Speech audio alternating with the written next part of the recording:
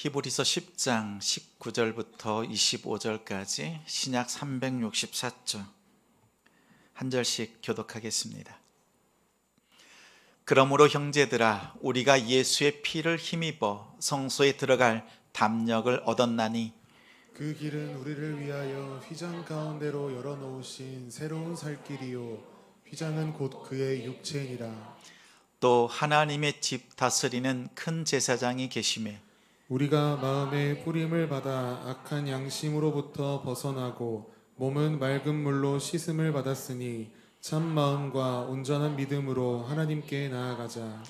또 약속하신 이는 미쁘시니 우리가 믿는 도리의 소망을 움직이지 말며 굳게 잡고 서로 돌아보아 사랑과 선행을 격려하며. 함께 읽습니다. 모이기를 피하는 어떤 사람들의 습관과 같이 하지 말고 오직 권하여 그날이 가까움을 볼수록 더욱 그리하자. 아멘. 찢기고 깨지는 것 두려워 말라. 찢기고 깨지는 것 두려워 말라 라는 제목으로 말씀 전하겠습니다.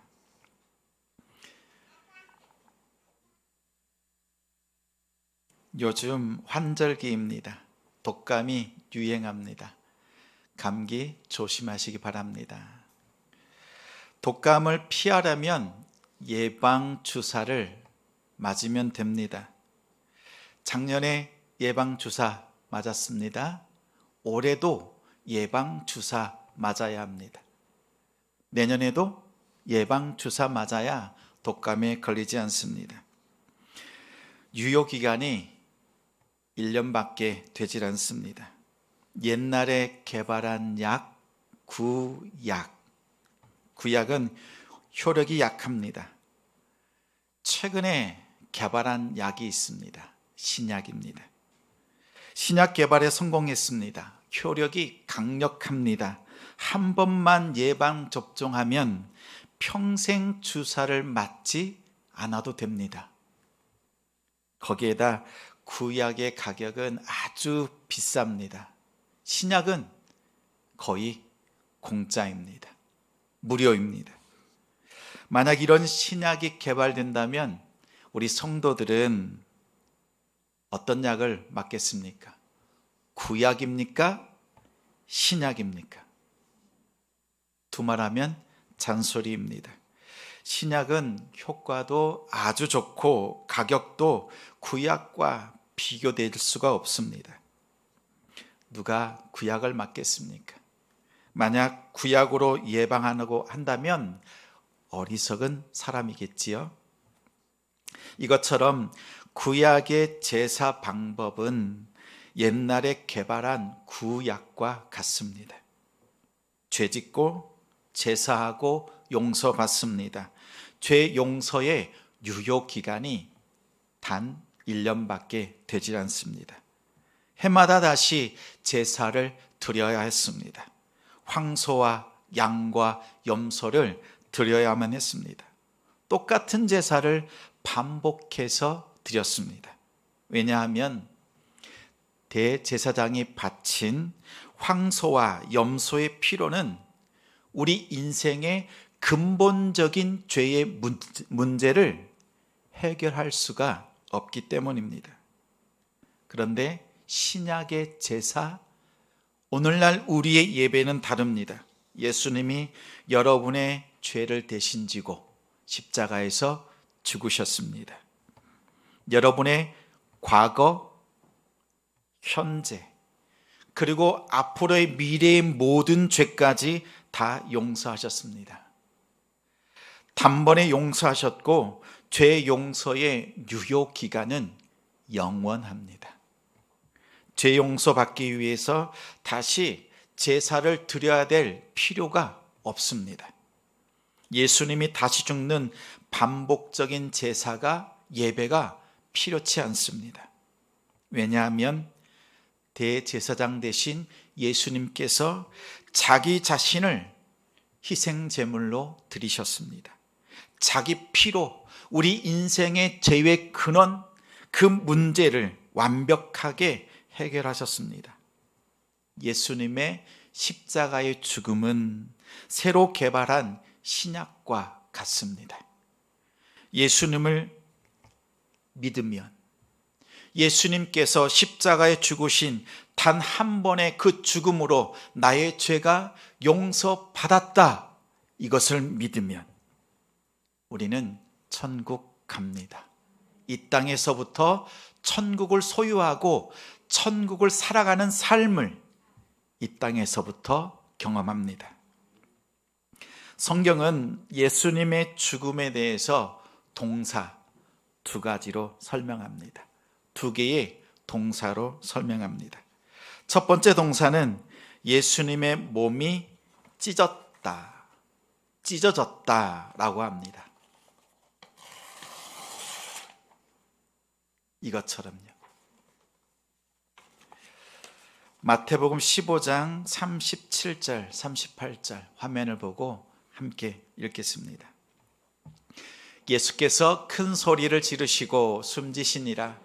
이에 성소 휘장이 위로부터 아래까지 찢어져 둘이 되니라. 예수님의 몸을 휘장으로 비유했습니다. 휘장은 짐승의 가죽을 붙여서 연결해서 만든 겁니다. 구약의 성막의 크기는 우리 교회 크기만 합니다. 실제로 높이는 저 천장만 하고 너비는 이쪽 기둥부터 이쪽 기둥까지, 그리고 그 길이는 뒤에 여러분 앞에 있는 벽에서부터 저 뒤에 있는 벽만큼, 그 정도 사이즈입니다. 그리고 3분의 1, 요 바로 강단 앞에까지, 여기를 지성소라고 부르고 저 뒤에 있는 부분들을 성소라고 불렀습니다. 그래서 지성소와 성소를 구분할 때 휘장을 가운데 두었습니다. 아무나 들어갈 수 없는 곳이 지성소였습니다. 대제사장만 1년에 한 번 지성소에 들어갈 수 있었습니다. 그런데 예수님께서 죽으실 때, 예수님의 몸이 찢어질 때, 동시에 성소와 지성소를 갈라 놓았던 이 휘장이 위에서부터 아래로 찢어졌습니다. 20절이 말하는 새로운 살길, 생명을 얻는 길이 바로 이것입니다. 이제 예수님을 믿는 성도들에게는 특권이 생겼습니다. 하나님께 직접 나아갈 수 있습니다. 전에는 대제사장이 백성들의 죄를 짊어지고 홀로 하나님 앞에 나왔다면, 이제는 찢어진 그 휘장 사이로 아무든지 하나님께 예배할 수 있고 직접 나아갈 수 있습니다. 이러한 특권을 주셨습니다. 이것을 19절에 담력이라고 합니다. 담력이란 겁이 없고 용감한 차원을 넘어섭니다. 자유롭게 말하고 무엇에 매이지 않고 행동할 수 있는 권리를 말합니다. 예수 믿고 죄 용서 받은 성도는 죄에 대해서 더 이상 매이지 않고 자유합니다. 하나님 앞에서 자유롭게 예배할 수 있습니다. 이것이 담력이라는 뜻입니다. 우리 성도 여러분은 죄에 대해서 자유하십니까? 오늘 하나님을 예배하는 우리 성도들, 한 주간 지낸 여러분의 삶 속에서 하나님이 주시는 죄에 대한 자유함을 온전히 누리는 성도가 되었습니까? 이 질문은 여러분의 모습을 보라는 말씀이 아닙니다. 나의 넘어졌던 죄의 모습들을 보면 도무지 일어날 수 없습니다. 하나님께서 예수 그리스도를 통해서 죄 용서하셨다는 것은 너의 모습을 보지 말고 너의 죄를 용서하신 하나님을 바라보라는 말씀입니다. 그럴 때 우리는 담대히 하나님께 나아갈 수 있습니다. 두 번째 동사는 깨지다, 깨어졌다라는 것입니다.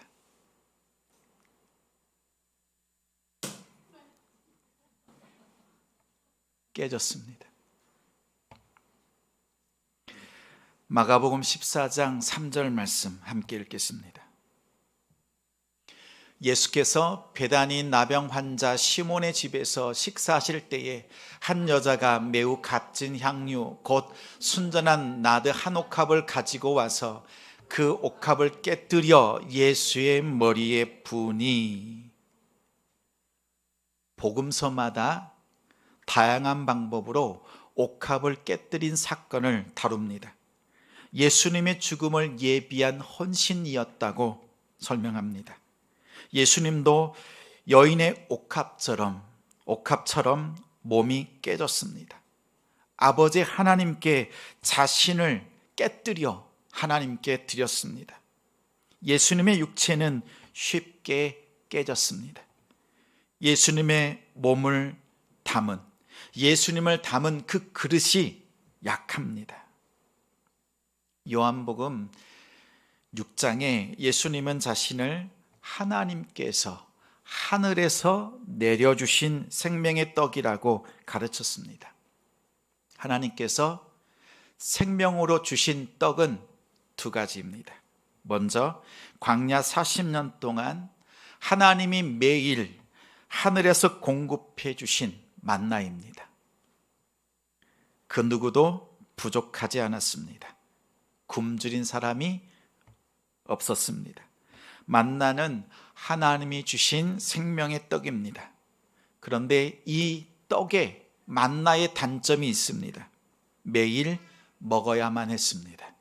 오늘 먹고 배고픕니다. 내일 또 먹어야 했습니다. 유효 기간이 단 하루뿐입니다. 또 다른 생명의 떡이 있습니다. 예수님 자신입니다. 사람들이 말합니다. 우리 조상들이 광야에서 만나를 먹고 살았습니다. 이 말은 매일 기적 같은 삶을 살았다고 말합니다. 그러자 예수님께서 말씀합니다. 구약의 만나처럼 하나님이 하늘로부터 주신 생명의 떡이 있는데 그 떡은 내 몸, 예수님 자신이라고 가르쳐 주셨습니다. 그리고 요한복음 6장 35절에 이렇게 말씀합니다. 화면을 보고 함께 읽습니다. 예수께서 이르시되 나는 생명의 떡이니 내게 오는 자는 결코 줄이지 아니할 터이요 나를 믿는 자는 영원히 목마르지 아니하리라. 생명의 떡이신 예수님을 먹으면 더 이상 배고프지 않습니다. 더 이상 목마르지 않습니다. 만나처럼 다시 찾아서 거두어서 먹을 필요가 없다고 합니다. 이 말은 예수를 한번 믿으면, 예수 그리스도를 제대로 만나면 그 영혼은 영원히 배고프지 않고 그 영혼은 목마르지 않습니다. 성도 여러분, 예수님을 제대로 만나셨습니까? 여전히 배고프고 여전히 목마르다면 무엇을 먹었는지 살펴보십시오. 구약의 만나는 먹고 또 먹어도 배고픕니다. 그러나 예수 그리스도를 만나면, 예수 그리스도를 제대로 믿으면 인생의 방황, 신앙의 방황은 끝납니다. 예수 그리스도를 믿으면 끝이 나고야 맙니다.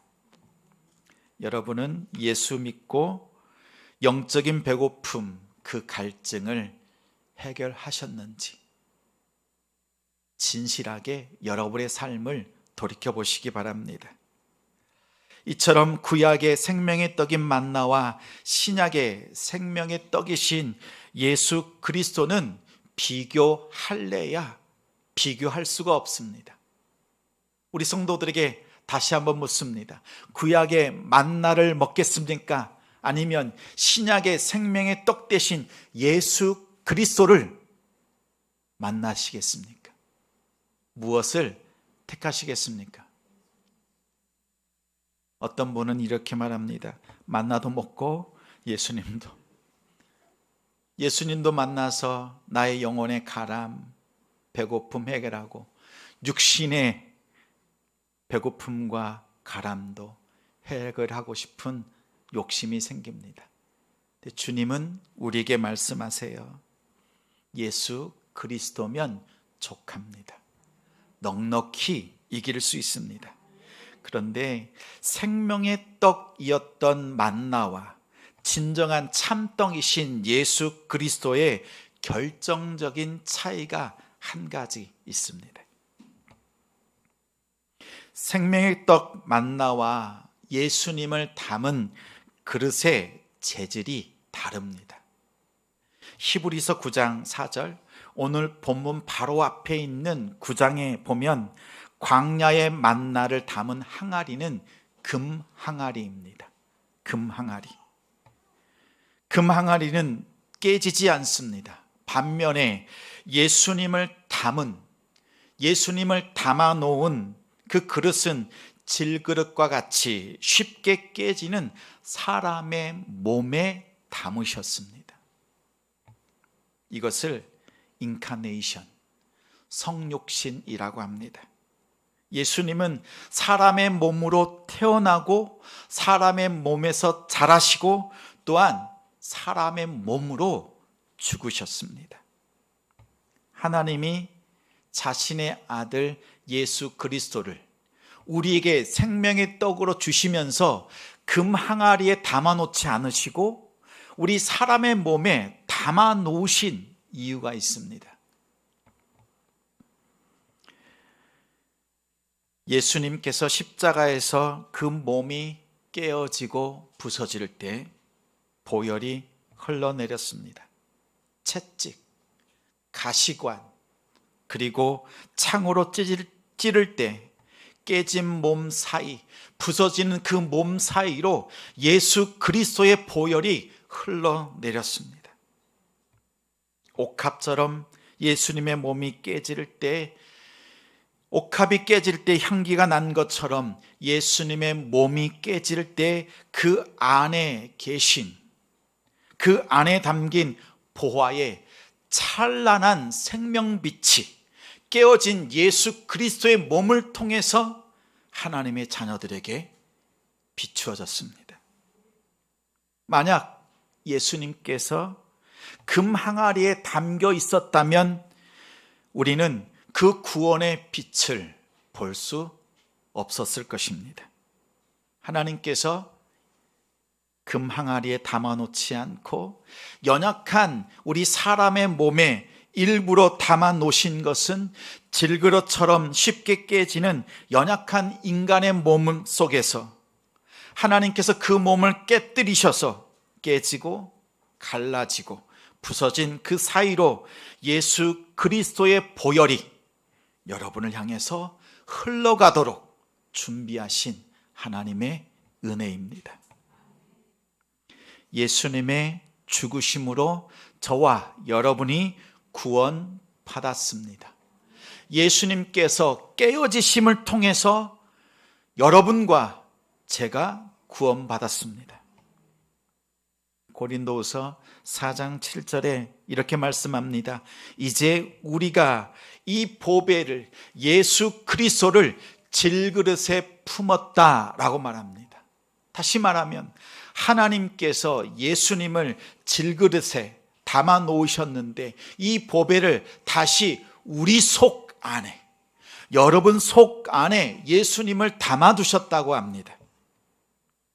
예수님께서 여러분 속에 보화로 계십니다. 하나님께서 깨지기 쉬운, 상처받고 조금만 건드려도 부스러지는 그런 질그릇과 같은 여러분 속에 예수 그리스도를 담아 놓으신 이유가 무엇인지 아십니까? 건드리기만 해도 쉽게 상처받고 회복이 더디고 그것 때문에 토라지고 마음이 뒤틀리기 시작합니다. 그런데 그러한 우리의 마음속에 예수 그리스도를 담아 두신 이유가 무엇인지 아십니까? 하나님은 알고 계십니다. 세상이 예수님을 다뤘던 그 방식 그대로 여러분을 똑같이 다룰 것이라는 것을 알고 계셨습니다. 예수님처럼 여러분을 세상은 이렇게 저렇게 굴릴 겁니다. 천대하고 찢고 깨뜨리고 멸시하고 모멸감을 여러분들에게 줄 겁니다. 우리는 세상의 공격으로부터 깨지고 터지고 금이 가고 틈이 벌어질 것을, 그렇게 연약한 질그릇과 같은 존재라는 것을 하나님은 이미 알고 계셨습니다. 세상이 여러분을 공격하면 공격할수록 여러분은 더 찢어지고 더 처절하게 깨어질 겁니다. 그 깨어지는 아픔 속에서 무엇이 드러납니까? 여러분 속 안에 있는 그 보화가 드러납니다. 예수님께서 질그릇 인간의 몸 속에 계셔서 그 몸이 찢어지고 깨어질 때 보혈이 쏟아진 것처럼 여러분 안에 예수 그리스도를 담아두신 하나님께서 세상 속에서 성도들이 당하는 고난과 그 어려움을 통해서 보여주고자 하시는 것은 여러분의 눈물과 아픔이 아니라 찢어진 그 틈 사이로 예수 그리스도의 은혜가 공급되길 원하시는 하나님의 뜻이 있습니다. 여러분의 눈물과 아픔, 깨어지는 고통, 그 틈을 통해서 하나님의 구원의 빛이 드러나기를 원하십니다. 오히려 하나님은 여러분이 더 깨어지고 더 부서지기를 원하십니다. 다시 해야 되겠습니다. 하나님은 여러분이 더 깨어지고 더 부서지기를 원하십니다. 정말 아멘 되세요? 하나님께서 우리를 괴롭게 하시는 것이 아니라 깨뜨리셔서 그 안에 있는 보화가 드러나기를 원하시는 거예요. 여러분은 예수 그리스도를 품었습니까? 한번 찔러 보십시오. 깨뜨려 보십시오. 깨뜨리면 그 안에 있는 실체가 드러납니다. 두렵죠? 깨지면 무엇이 나올까? 내 안에 악한 것들이 나올까? 성도 여러분, 두려워하지 마십시오. 찢어지고 깨어지는 것 두려워하지 마십시오. 내 생각에는 내 속에 죄악이 드러날 것처럼 보이지만 하나님께서는 예수 그리스도를 십자가에서 죽이시고 그의 흘리신 보혈과 찢기신 몸으로 우리를 다 덮으셔서 우리가 깨어지고 우리가 산산조각이 나도 우리의 죄가 드러나는 것이 아니라 예수 그리스도의 보혈, 예수 그리스도의 덮어주신 그 은혜만이 드러날 뿐입니다. 이것을 믿으십시오. 성도 여러분, 찢기고 깨지는 것 두려워하지 마십시오. 여러분이 세상에서 찢어지고 깨어지는 만큼 세 가지 역사가 일어납니다. 22절에 보면 온전한 믿음으로 하나님께 나아갈 수 있습니다. 23절에는 소망을 굳게 잡을 수 있습니다. 24절에는 사랑으로 서로 돌아보면서 서로 격려할 수 있습니다.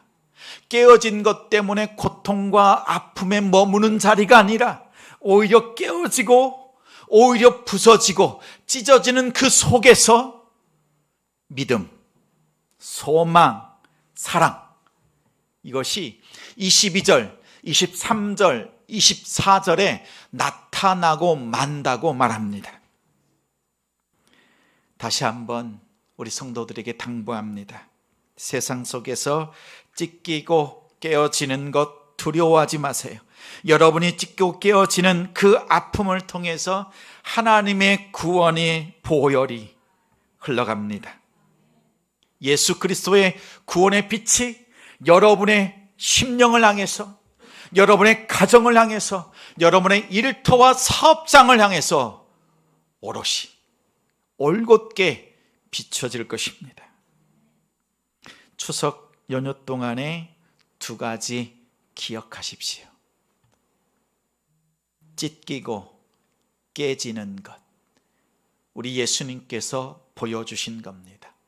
또 우리에게 당부하신 겁니다. 너희도 나의 제자라면 찢기고 깨지는 것 두려워하지 마라.